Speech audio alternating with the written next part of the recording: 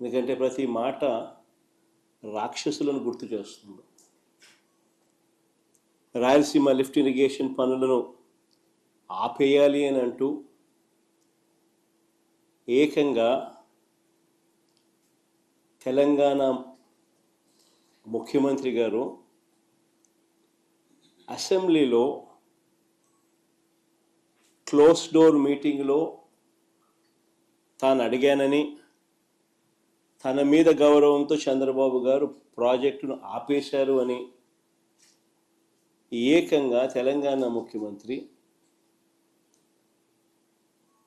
తెలంగాణ నిండు అసెంబ్లీ సభలో వాళ్ళ రిలేషన్షిప్ గురించి, చంద్రబాబు నాయుడు గారు రాష్ట్రాన్ని ఎలా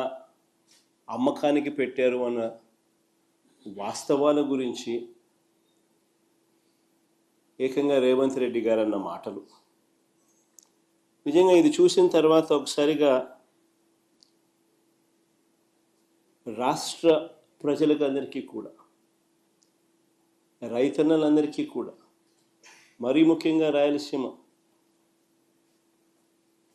నెల్లూరు ఈ ప్రాంతాలకు సంబంధించిన రైతులకు నిజంగా చంద్రబాబు నాయుడు అనే వ్యక్తి ఒక విలన్